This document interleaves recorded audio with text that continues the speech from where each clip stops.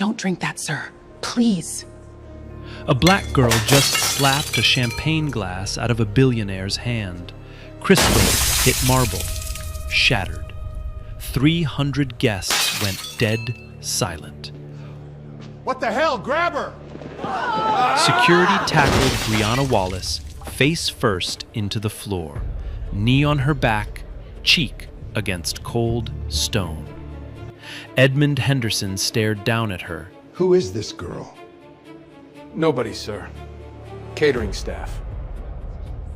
Catering staff. Why? Brianna, pinned, bleeding from the lip, voice steady. That champagne had a pH shift. The color was off by 2 shades. Someone added something that wasn't supposed to be there. You don't have to believe me. The room held its breath. Edmund looked at the shattered glass, then at the puddle, then, slowly, across the room. Guest by guest, face by face. And, for the first time in his life, he didn't trust a single person staring back. Man, that's not even the crazy part. How she got there? That's the real story. But this story doesn't start in a ballroom. It starts 3 months earlier. 5:14 a.m. A one-bedroom apartment on the east side of the city. The kind of block where the streetlights flicker and nobody calls to fix them. Brianna Wallace stood at an ironing board she'd borrowed from her neighbor 2 years ago and never gave back. White button-down, black apron, pressed sharp. Because that's the thing about Brianna. She didn't have much, but what she had looked right. She packed 2 textbooks into a tote bag. Food Chemistry 301, Advanced Organic Compounds, Final Semester, State University Extension Program. 4 years of night classes and bus rides and reheated coffee, and she was almost done. First bus at 5:40, transfer at Vine Street, second bus to Franklin Avenue. By 6:30, she was behind the line at Duke's Diner, prepping eggs, slicing onions, moving fast. Gerald, the old head cook, watched her work and shook his head. Girl, you chop faster than my ex-wife's lawyer. Your ex-wife's lawyer didn't have a chem final next week. Gerald laughed, slid her a coffee, black, no sugar, the way she always took it. That was Brianna's morning, every morning. No days off, no complaints. Not because she was some kind of saint, but because she'd learned a long time ago that nobody was coming to save her. So she saved herself. Quietly, relentlessly, without asking anyone to watch. Tuesdays and Thursdays, after the diner shift, Brianna volunteered at the Elm Street Community Resource Center. Not glamorous. Fluorescent lights, plastic chairs, a coffee machine that tasted like regret. But people came here when they had nowhere else. To fill out aid applications, food assistance forms, housing paperwork. The kind of forms designed to make you give up on page 3. Brianna was good at those forms. Patient. She'd sit with someone for an hour, translating government language into human language, making phone calls, pushing through hold music that could break a person's spirit. That Tuesday, she noticed a woman in the corner. White, early 30s, thin, too thin, wearing a coat that had no business being on anyone's body past October. She was holding a sleeping toddler on her lap, a little girl with blonde curls clutching a stuffed rabbit. The rabbit was missing an ear. The woman had been sitting there for almost an hour, hadn't moved, hadn't approached the desk, just sat there, like she was trying to figure out if she was allowed to ask for help. Brianna walked over, slowly, the way you approach someone who might bolt. "Hey, I'm Brianna. You need help with a form?" The woman flinched, looked up, eyes red, hollow. I'm not sure I qualify for anything. Let's find out together. What's your name? Chloe Davis. The little girl stirred, blinked at Brianna, held up the one-eared rabbit. This is Captain. Brianna smiled. Hey, Captain. Tough day?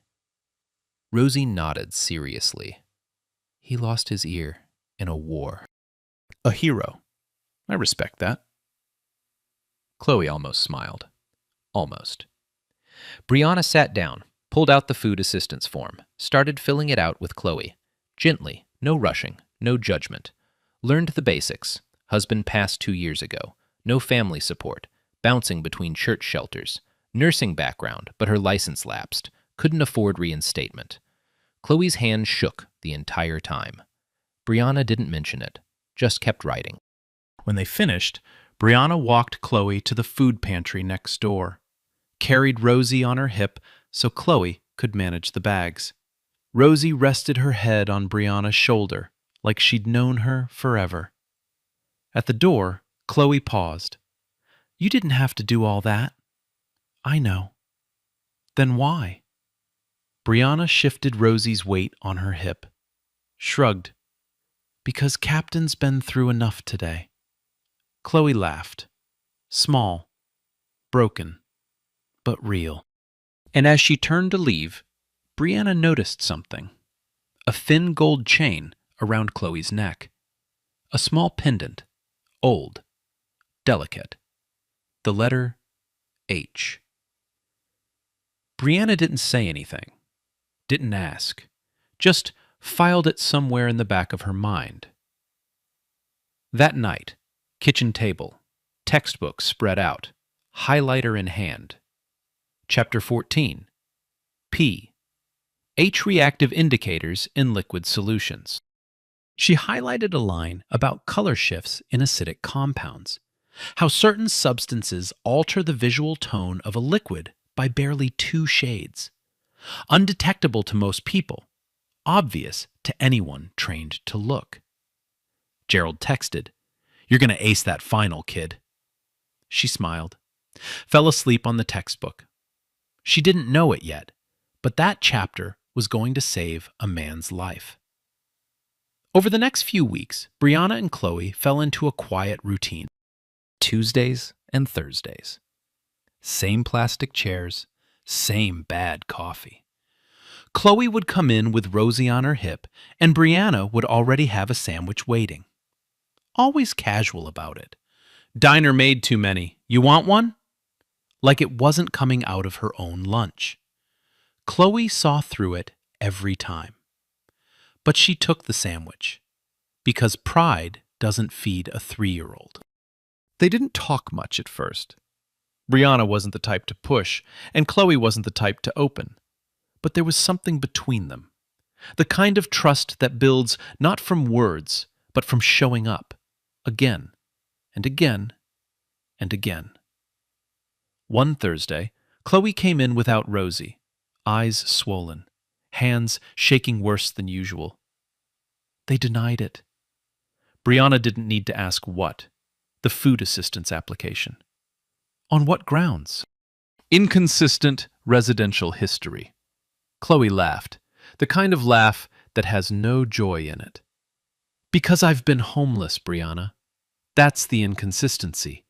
I don't have a consistent address because I don't have an address. Brianna sat down, pulled out her phone, started calling. First office, 40 minutes on hold. Transferred, disconnected. Second office, a recording. Our office hours are Monday through Wednesday. Third office, finally, a clerk. Brianna explained the situation, calm, clear, professional. The clerk's response? The appeal process takes approximately 90 days. She doesn't have 90 days. The shelter she's staying at has a 30-day limit. She's on day 22. I understand, ma'am. Unfortunately, that's the standard processing time. There's nothing standard about a mother and a 3-year-old sleeping on a cot. Silence on the other end. Then, I'll flag it for review. That's the best I can do. Brianna hung up, looked at Chloe, didn't sugarcoat it. 90 days, maybe faster. I flagged it, but I'm not going to lie to you. Chloe nodded slowly, stared at the floor. Her fingers went to the gold chain around her neck, the one with the H pendant. She held it like a rosary. Quiet for a long time. Then, barely above a whisper, I used to have a family, Brianna. A real one. Big house, holiday dinners. A father who could have fixed all of this with one phone call. Brianna didn't move. What happened? I fell in love with the wrong person. At least, that's what they told me. And when I chose him over them, she swallowed. They chose their pride over me. My father decided I wasn't worth keeping. She wiped her eyes with the back of her hand. Fast. Like she was embarrassed that the tears existed. Brianna put her hand on Chloe's shoulder. Didn't say, it'll be okay. Didn't say, you're strong. Didn't say anything at all. Just stayed. Sometimes that's enough. That evening, Brianna's phone buzzed. Denise Palmer, her catering supervisor. 50-something, black, sharp as a razor, and twice as protective. Big job next month. Engagement party at the Crestfield Hotel. Black tie. Henderson Capital Group. Biggest client of the year. Pay? Triple rate. Brianna did the math. Triple rate meant tuition. Meant one less month of drowning. I'm in. Denise paused. Then, voice lower, Brianna, listen to me. These people, they don't see you. You're furniture to them. Don't give them a reason to look. Do your job, get your money, go home. That's the win. Got it. I mean it. Invisible. In and out. Brianna hung up, looked at her textbooks, looked at the sandwich she'd packed for tomorrow, the one she'd pretend was an extra from the diner. Invisible. Yeah. She knew how to do that. She'd been doing it her whole life. Nah, hold on. This is crazy. She's working 2 jobs, going to school at night, giving away her own lunch. And the system says no to her friend over a paperwork error? Bro, put yourself in her shoes. Would you still show up tomorrow? Because she did. The night of the gala. Brianna had never seen a building try this hard to remind you that you didn't belong. The catering van pulled up to the back of the Crestfield Hotel. Service entrance. Concrete loading dock. Fluorescent tubes buzzing overhead. The team unloaded in silence. Trays, napkins, glassware. Through a gray corridor that smelled like bleach and industrial soap. Then someone opened a door, and it was like stepping into another planet. The ballroom hit her all at once. Gold leaf on the ceiling, chandeliers the size of small cars, orchid arrangements on every table.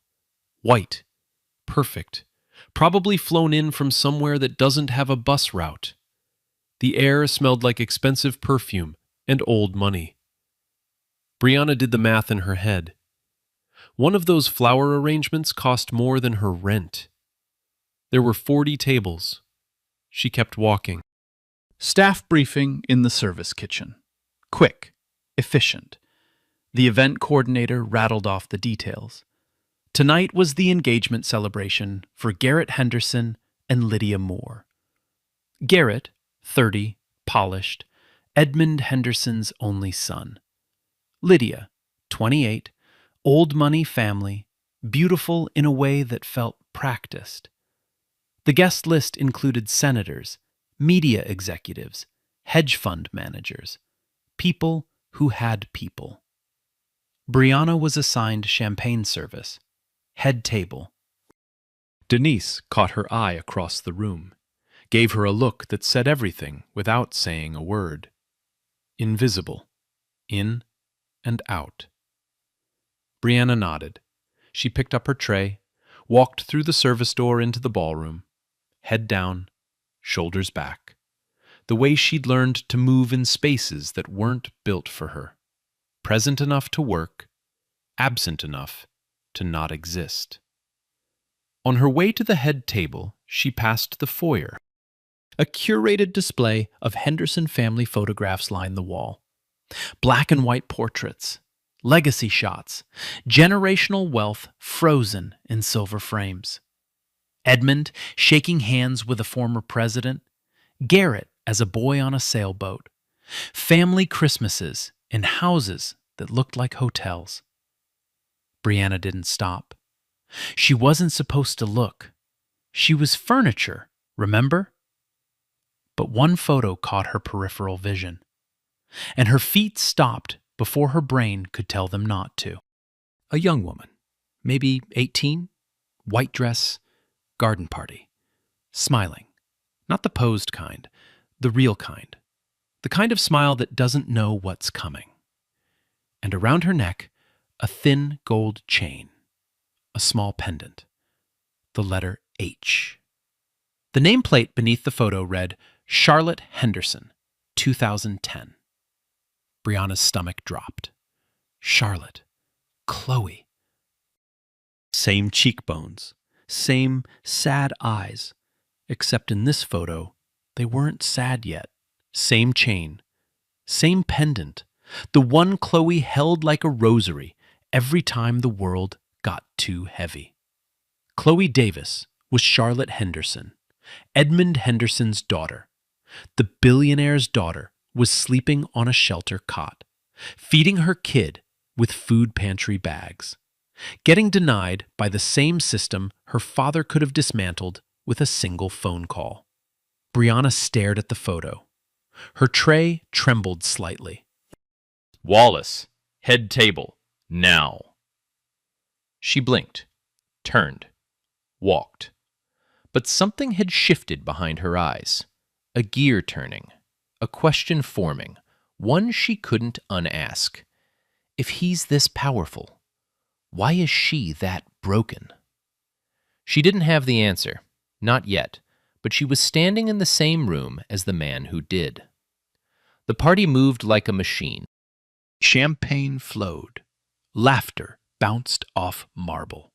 A string quartet played something classical that nobody was actually listening to. Guests orbited each other in slow, calculated patterns.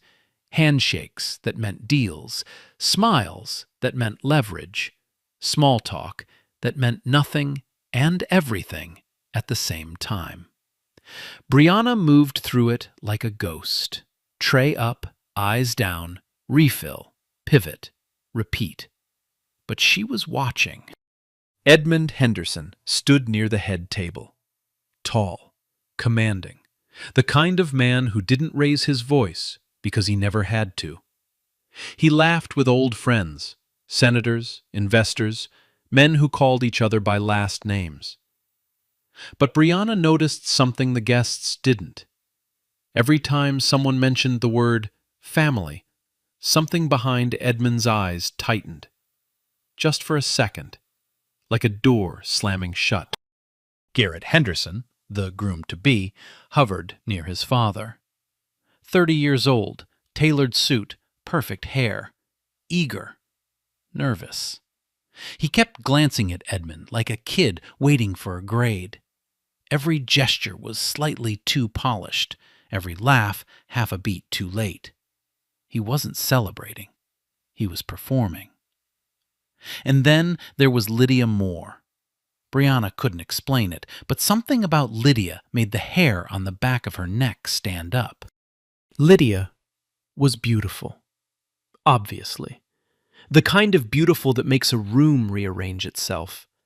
She moved through guests like she was hosting, not attending, touching arms, tilting her head, laughing at exactly the right moments. But her eyes weren't laughing. Her eyes were working. Brianna watched Lydia lean toward a man she didn't recognize. Silver-haired, mid-50s, standing at the edge of the room like he was trying not to be seen. He wasn't on the seating chart. Brianna had studied the layout during briefing. She remembered faces. This one wasn't supposed to be here. Lydia whispered something to him. Short, precise. The man, Victor Ashland, nodded once. No smile, no small talk, just a nod. Then Lydia's lips moved again. Brianna was close enough, refilling a water glass 2 feet away, to catch 3 words. After the toast, not before. Brianna's hand stalled on the pitcher, just for a second. She filed it, kept moving. Backstage, service kitchen, controlled chaos. Brianna was restocking her tray when it happened. Trevor Banks, mid-20s, white, hired through connections, the kind of guy who wore his confidence like a borrowed suit, shouldered past her. Hard, deliberate. 3 champagne flutes hit the floor, glass everywhere. "Watch it!" Brianna stared at him. "You walked into me." "No, sweetheart, you were in the way. That's kind of your thing, right? Being where you don't belong?" The kitchen went quiet. Other servers looked away. The dishwasher, an older black man, gripped his sponge but said nothing. Because what could he say? In this building? At this event? Then Denise appeared. She didn't rush, didn't raise her voice, just walked up to Trevor with the kind of calm that's more terrifying than any shout. "You break my glasses, you're paying for them. You talk to my staff like that again, you're not paying for anything, because you won't be working. We clear?" Trevor opened his mouth, closed it, looked around for backup, found none. "Yeah, we're clear." He walked away. Denise watched him go, then turned to Brianna, voice low. "You good?" "I'm good." "Don't let them shrink you. Do your job, get your money, go home. That's the win tonight." Brianna nodded, but her mind was somewhere else. On a photo in the foyer, on a pendant, on a woman named Chloe, who used to be Charlotte, on a whisper between Lydia and the man who shouldn't be at this party. She grabbed a broom, swept the glass, kept moving. 10 minutes later, service corridor. Brianna leaned against the wall and pulled out her phone. She called Chloe. 3 rings. Hey, how's Rosie's cough?" "Better. She ate some soup. She's sleeping now." A pause. "You okay? You sound weird." Brianna opened her mouth, closed it. The words were right there. "Chloe, I'm at your father's party. I saw your photo on the wall. Your real name is Charlotte. I know everything." But she didn't say it. Because it wasn't her story to force open. It wasn't her place to drag Chloe back into a world that had thrown her away. Not like this. Not over the phone. Not while she was standing in a service corridor wearing an apron. "I'm fine. Long night. I'll bring you some food tomorrow, okay? The good bread." "You don't have to." "I know, but Captain deserves carbs." Chloe laughed softly. "Good night, Brianna." "Night." She hung up, stared at the wall, took a breath. Then she went back inside. The moment arrived faster than she expected. Edmund took the stage. The orchestra played a soft intro. Garrett and Lydia stood beside him. Picture perfect. 300 guests raised their glasses. In the kitchen, the event coordinator grabbed Brianna. "Head table needs a replacement tray. Last minute. Go. Now." Brianna picked up the tray, 6 fresh flutes. Walked out. She set the glasses on the head table, one by one, precise, invisible, just like Denise taught her. Then she saw it. Edmund's glass, the one marked with a small gold ribbon, because of course a billionaire gets a special glass, sat at the center. She reached to place the last flute beside it, and her eyes caught something. The color. It was off. Barely. 2 shades lighter than the others. The kind of difference nobody notices unless they've spent a semester studying pH-reactive indicators in liquid solutions. Unless they've highlighted a passage about how certain compounds alter the visual tone of a fluid. Undetectable to most. Obvious to anyone trained to look. Brianna's brain fired. Fast. Clinical. That color shift wasn't temperature, wasn't a different vintage. That was a chemical reaction. Something had been added to this glass that wasn't in the others. Her hands went cold. After the toast, not before.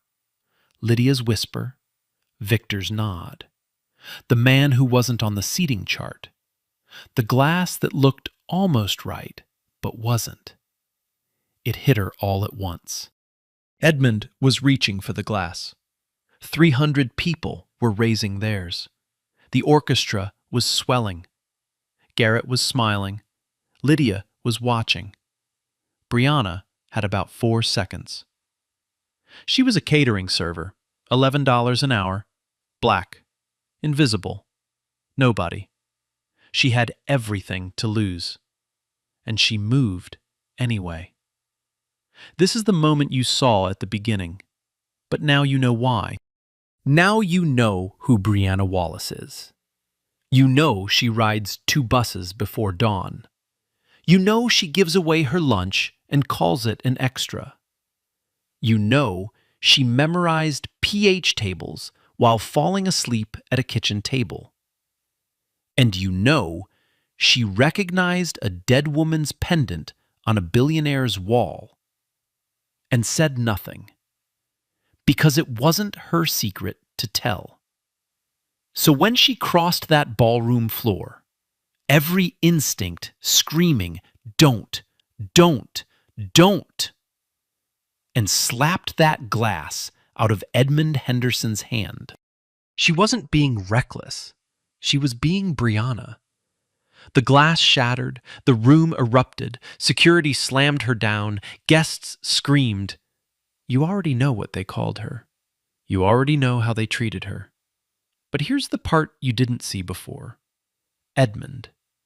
After the chaos, after the shouting, after 3 men in suits pinned a 26-year-old girl to the floor, Edmund Henderson raised his hand. One hand, palm out, and the room stopped. Let her speak. The head of security, Craig Monroe, built like a refrigerator, hesitated. Sir, she could be... I said let her speak. They loosened their grip. Brianna stood, slowly, blood on her lip, uniform torn at the shoulder, hands steady. She looked Edmund in the eyes. No fear, no performance, just facts. I study food chemistry, sir. That champagne had a pH shift. The color was off by 2 shades. Someone added something that wasn't supposed to be there. Edmund stared at her. You're telling me, based on a color difference, that someone tampered with my drink? I'm telling you, that compound doesn't occur naturally in champagne. Test it. If I'm wrong, I'll walk out the back door and you'll never see me again. Silence. Edmund looked at Craig. Get the glass tested. Every piece. Every drop on that floor. Tonight. Craig nodded, moved fast. Brianna exhaled. For the first time in 3 minutes, she breathed. But Lydia, standing 2 feet behind Garrett, hadn't moved, hadn't gasped, hadn't reacted at all. And Brianna noticed. It took 11 minutes for the room to decide what Brianna was.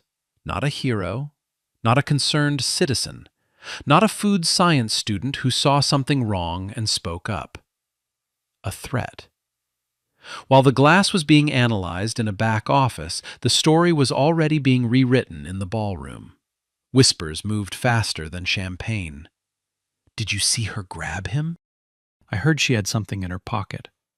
Catering staff. You never know with those people.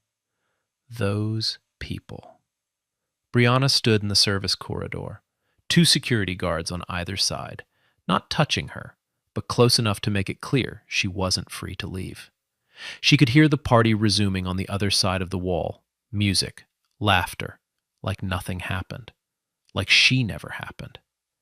Meanwhile, in a hallway that the security cameras barely covered, Victor Ashland moved. Quick, practiced, the kind of movement that comes from doing something you've planned for weeks. He reached the staff locker area. 12 metal lockers. No locks. Catering staff didn't get locks.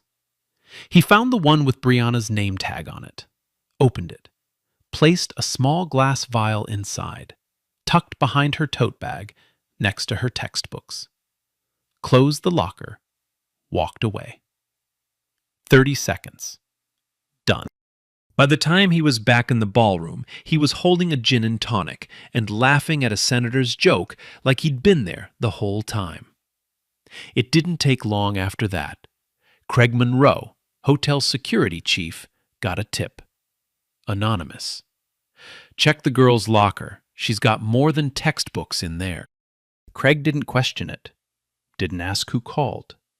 Didn't wonder why an anonymous tip arrived 11 minutes after an incident at a party full of powerful people with powerful reasons to control the narrative. He just moved. 2 guards, the service corridor, Brianna's locker. They opened it in front of her. And there it was, a small glass vial, clear liquid, sitting right next to her Food Chemistry 301 textbook, like it was placed there by someone who wanted the irony to sting. Craig held it up. What is this? Brianna stared at it. Her face went blank. Not guilty blank. Confused blank. The look of someone seeing something that shouldn't exist. That's not mine. It was in your locker. I've never seen that before in my life. Someone put it there. Right. Someone just happened to plant evidence in your locker. Yes, that's exactly what happened. Craig looked at her like she was wasting his time. Cuff her. What? I didn't... Ma'am, we found a substance in your locker consistent with tampering. You're being detained. They handcuffed Brianna Wallace in a service corridor of the Crestfield Hotel, under fluorescent lights, next to a mop bucket. Her catering badge, the one she'd ironed her uniform for, the one she'd ridden 2 buses for, was ripped off and dropped on the floor. She didn't scream, didn't cry. She looked Craig dead in the eyes and said, I saved his life. And this is what you do? Craig said nothing, walked her to the security office, sat her in a metal chair, cuffed her wrist to the armrest, closed the door. Back in the ballroom, Lydia Moore gave the performance of her life. Her eyes were red, her voice trembled. She clung to Garrett's arm like the ground beneath her might open up. Oh my God, Garrett, that girl was right there, right next to your father. She could have... It's okay. It's okay. She's been caught. But what if she wasn't alone? What if there are others? She pressed her face into Garrett's chest, shook slightly. Perfect. Then, over Garrett's shoulder, she found Edmund. Thank God you're safe. That girl must have been working with someone.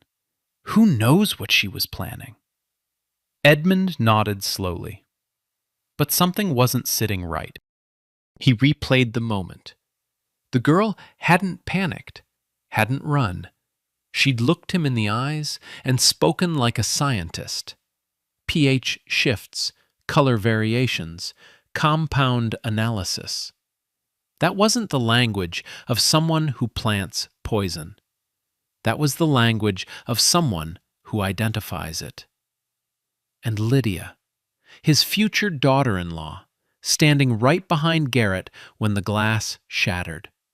Everyone in the room had flinched, gasped, screamed. Lydia hadn't moved. Not a flinch, not a blink. Like she already knew something was going to happen and was waiting for it to be over. Edmund filed that, said nothing. But the doubt from the cold open, the one that crept in when Brianna told him to look around the room, hadn't gone away. It was growing. Security office. Brianna sat alone, metal chair, fluorescent light, wrist cuffed to the armrest. Her lip had stopped bleeding, but the swelling hadn't gone down. She replayed everything. The whisper between Lydia and Victor. After the toast, not before. The man who wasn't on the seating chart. The glass that was 2 shades wrong. The vial in her locker that she'd never touched. It was a setup. Clean, professional, and perfect. Because who would believe her? A black girl in a catering uniform against the future wife of a Henderson? She thought about Chloe, about Rosie, about Captain, the one-eared rabbit, about the food assistance form that got denied, about the system that said 90 days to a mother with 8 days left. Different buildings, different problems. Same answer. You don't matter enough for us to care. Brianna closed her eyes, took a breath, let it out slow. Then she said it, quiet, to no one, to herself. I did the right thing. The fluorescent light buzzed. Nobody heard her, but she said it again. I did the right thing. Edmund Henderson didn't sleep that night. He sat in his private suite on the top floor of the Crestfield. Jacket off, tie loosened, a glass of water in front of him, untouched, because suddenly every glass felt like a question. At 11:47 p.m., the lab results came back. The compound in the champagne was a concentrated cardiac glycoside, plant-derived, fast-acting, designed to trigger cardiac arrest within 3 to 4 hours. Undetectable in a standard toxicology screen, the kind of substance you don't stumble into, the kind someone with pharmaceutical knowledge selects on purpose. Edmund read the report twice, then a third time. That girl, the one currently handcuffed in his hotel's basement, had been right. Not guessing, not paranoid. Right. Down to the chemistry. He picked up his phone. One contact, Nora Collins, 44, ex-federal investigator. No politics, no patience, no bullshit. She'd handled Edmund's security consulting for 6 years, and in that time, he'd never heard her speculate. Only facts. Nora, I need you at the Crestfield. Now. It's midnight, Edmund. Someone tried to kill me tonight. A catering girl caught it. And now she's in handcuffs, while the person who did it is still in my ballroom. I need you here. Silence. Then, 20 minutes. Downstairs, Denise Palmer was not sitting still. The moment security locked Brianna out of reach, Denise did what Denise always did. She moved. First, she called Judge Arthur Preston, 63, retired, old school, the kind of man who still believed the law was supposed to protect people, not manage them. Denise had catered his wife's birthday 3 years running. He owed her a favor. She was cashing it in. Arthur, I have a girl, 26, works for me. She saved a man's life tonight, and they've got her in cuffs because someone planted evidence in her locker. Which hotel? The Crestfield. Who's the man? Edmund Henderson. Long pause. I'll have a lawyer there in 40 minutes. Don't let them move her. Denise hung up, but she wasn't done. She walked back into the foyer, past the guests still lingering, past the string quartet packing up, straight to the family photo display. She stood in front of the portrait of Charlotte Henderson, studied the face, the chain, the pendant. Then she pulled out her phone, photographed it, opened a text to Brianna's number, typed one word. Connected? She hit send, knowing Brianna couldn't read it yet, knowing it would be there when she could. Because Denise Palmer didn't just protect her people, she armed them. 1:15 a.m., Nora Collins arrived. No makeup, no small talk, a laptop bag, and a federal-grade access badge she technically wasn't supposed to still have. She sat across from Edmund in the suite. He gave her everything. The timeline, the girl's words, the lab results, the vial found in the locker. Nora listened, didn't interrupt. When he finished, she asked one question. Who had access to the champagne service before the toast? Edmund didn't know, but the hotel security system did. Nora pulled the footage. 8 cameras, service corridor, kitchen, loading dock, staff locker area. It took her 43 minutes. And there it was. Camera 6. Timestamp 9:14 p.m. 12 minutes before the toast. Victor Ashland, walking into the staff locker area, looking left, looking right, opening Brianna's locker, placing the vial inside, closing it, walking out. 30 seconds. Nora froze the frame, zoomed in. Who is this man? Edmund leaned forward, studied the face. He'd seen him in the ballroom, briefly, at the edge, talking to... He was talking to Lydia. Nora ran Victor's face through her database. The name on the guest list was fake. His real identity? Victor Ashland, former pharmaceutical executive. License revoked 8 years ago for unlawful distribution of controlled compounds. Current financial records? Buried under 3 shell corporations, traced directly to Lydia Moore's family trust. Nora turned the laptop toward Edmund. Your future daughter-in-law tried to have you killed, Mr. Henderson, and she framed the only person who tried to save you. Edmund stared at the screen. The compound, the vial, the planted evidence, the fake name, the financial trail, all of it, leading to the woman his son was supposed to marry. He didn't speak for a long time. Then, quiet, almost to himself, get the girl out of those handcuffs. 2:03 a.m. Most of the guests had left, but not all. The ones who stayed were the ones who smelled blood. The senators, the investors, the old money families who understood that when Edmund Henderson calls you back into a room at 2 a.m, something is about to change, and you want to be in the room when it does. Garrett and Lydia sat at the head table. Garrett, exhausted, confused, still wearing his engagement smile like a mask he forgot to take off. Lydia, composed, legs crossed, one hand resting on Garrett's arm, the other wrapped around a glass of water she hadn't sipped once. Edmund walked in. No jacket, sleeves rolled. Something different in his posture, not the polished CEO who'd raised a toast 4 hours ago. Something raw, older. The version of Edmund Henderson that built an empire before anyone taught him how to smile for cameras. Nora Collins followed 2 steps behind, laptop in hand. Edmund didn't sit. Lydia, I'd like to ask you something. Lydia looked up, smiled. The same smile Brianna had clocked earlier, the one that performed warmth without producing any. Of course, Edmund. Anything. Do you know a man named Victor Ashland? The smile held, but something behind Lydia's eyes flickered. A micro-movement. The kind of thing most people would miss. Edmund didn't miss it. I don't think so. Should I? Silver hair, mid-50s. He was in the ballroom tonight. You spoke with him. Twice. Edmund, I spoke with a lot of people tonight. It was a party.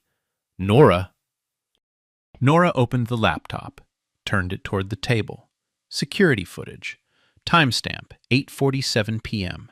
Lydia leaning toward Victor Ashland near the east wall, whispering. Victor nodding. Then a second clip, timestamp 9:14 p.m. Victor entering the staff locker area, opening Brianna's locker, placing the vial, leaving. Then a third screen, financial records, 3 shell corporations, fund transfers from the Moore Family Trust to accounts controlled by Victor Ashland, dates going back 14 months. The room was silent. Lydia's smile didn't fade. It froze, like a painting left in the rain. I don't know what that is. I've never seen those documents. The compound in my glass was a cardiac glycoside, pharmaceutical grade. Your associate, the one you don't know, is a disbarred pharmaceutical executive.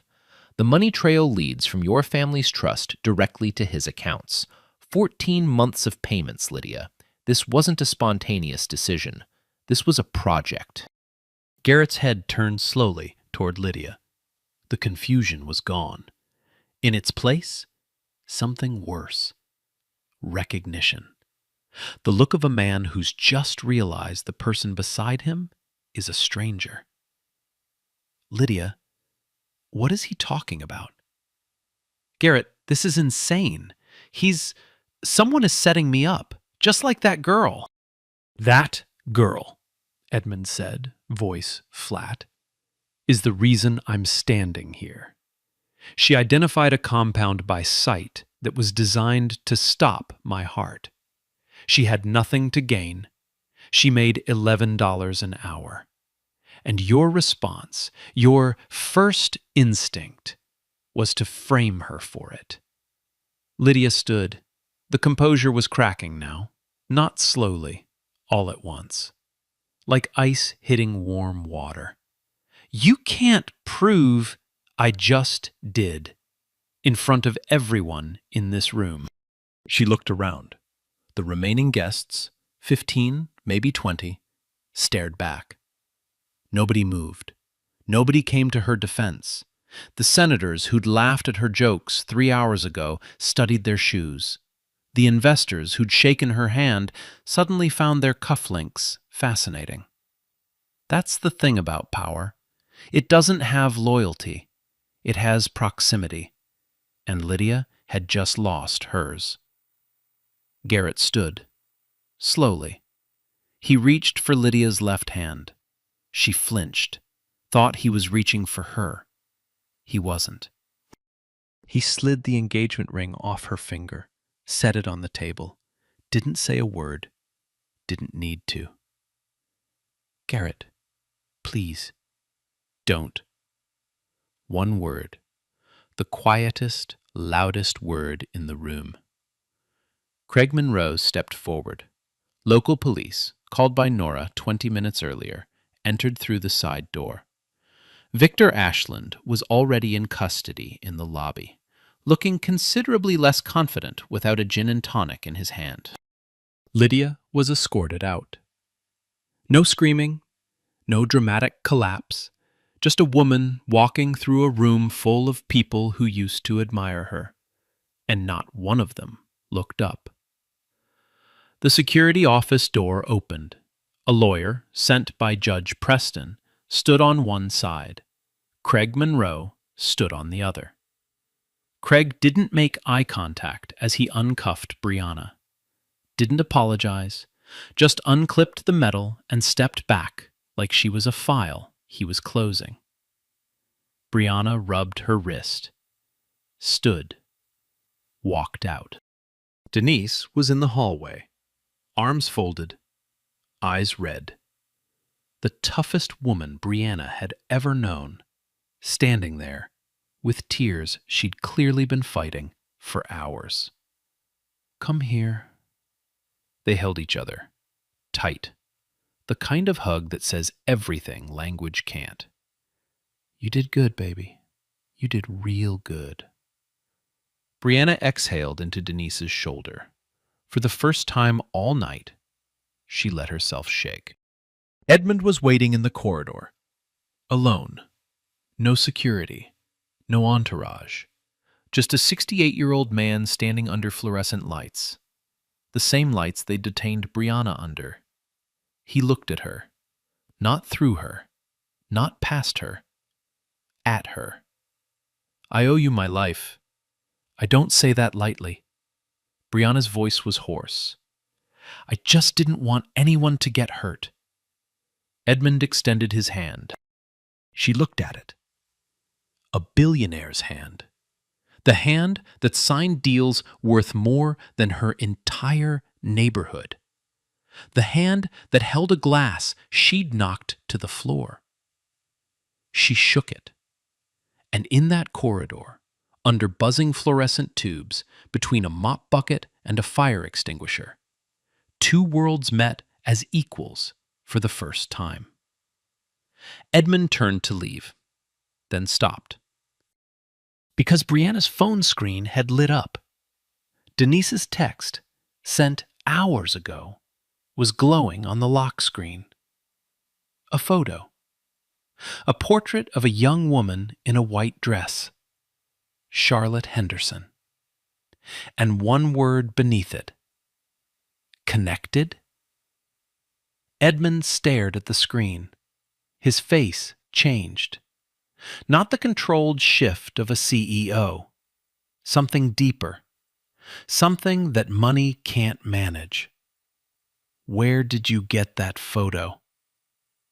Brianna hesitated, looked at Denise, looked back at Edmund. I know your daughter, Mr. Henderson. The air left the room. She goes by Chloe now, Chloe Davis. She's been coming to the community center where I volunteer. I've been helping her fill out food assistance forms and find shelter space. She paused. She doesn't know I'm here. She doesn't know I know who she is. Edmund's lips parted. No sound. Then, barely a whisper. She's alive? She's alive. And she's struggling. And she has a 3-year-old daughter named Rosie who carries a 1-eared rabbit named Captain. And she never once, not once, asked anyone for anything she didn't absolutely need. Edmund Henderson, a man who'd built a billion-dollar empire, survived a poisoning, and dismantled a conspiracy in the same night, sat down on a plastic chair in a service corridor and broke. Edmund didn't move for a long time.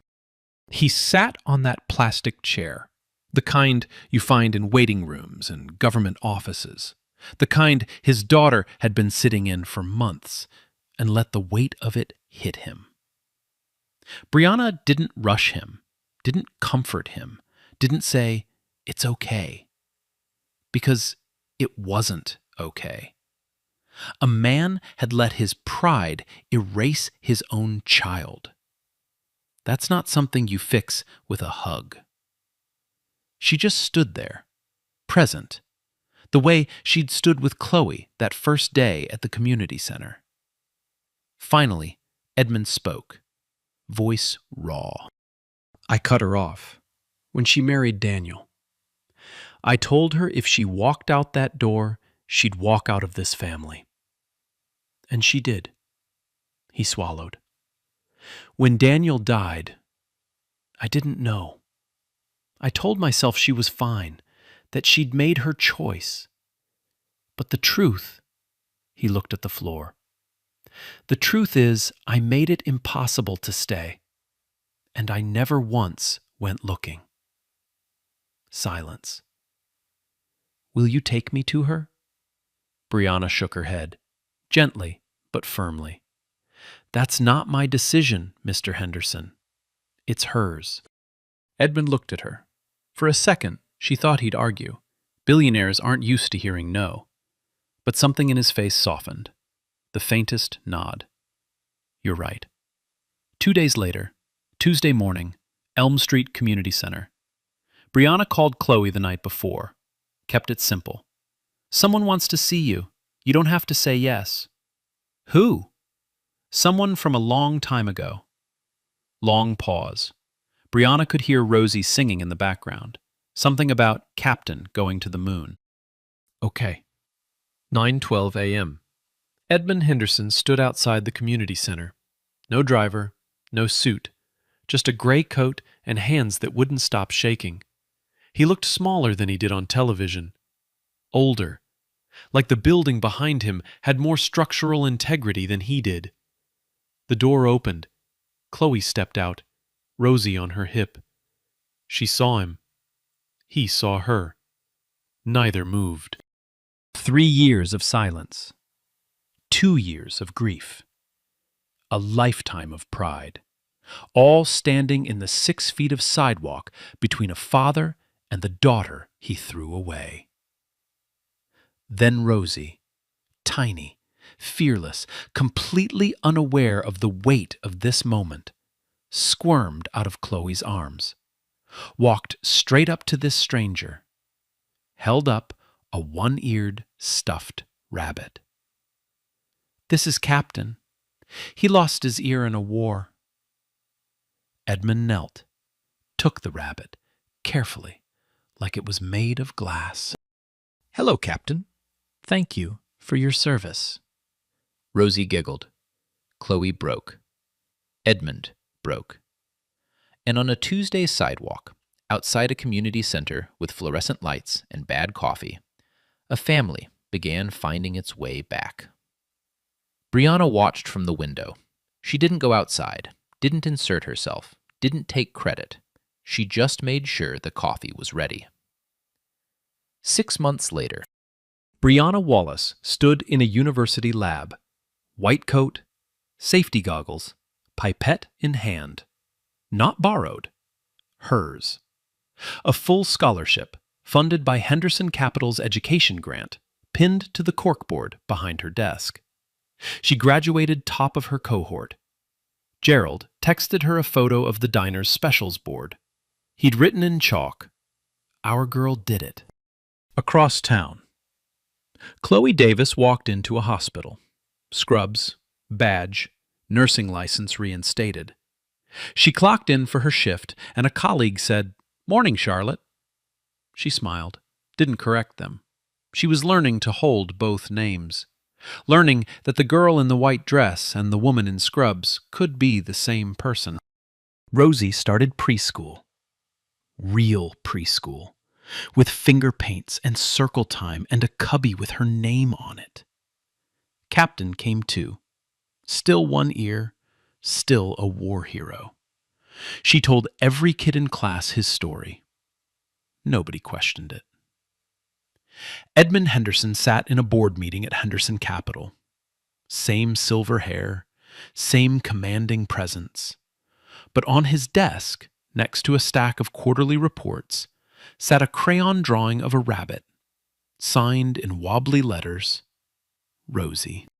He and Chloe were rebuilding. Slowly, on her terms. Dinners on Sundays, sometimes awkward, sometimes silent.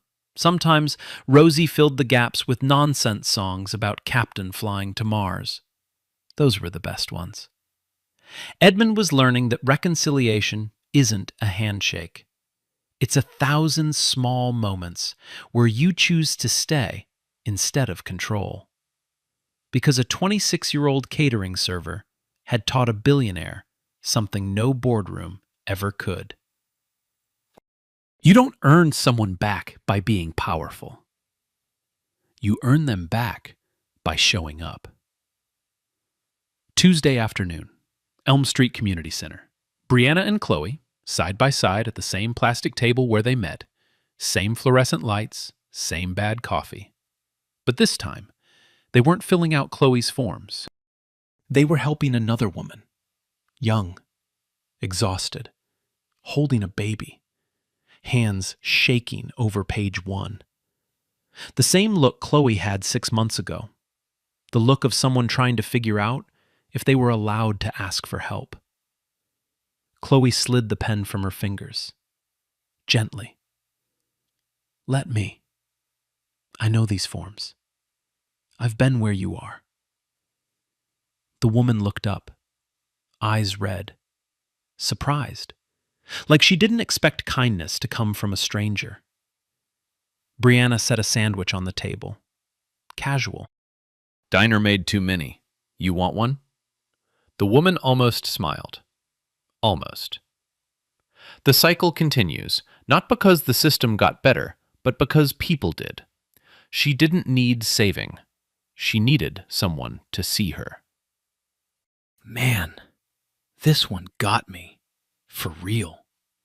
A girl making $11 an hour, risking everything for a stranger. Everything. Think about that. Would you do it? If nobody was watching, if nobody would ever thank you, would you still step forward? Yeah. That's the question that keeps me up at night.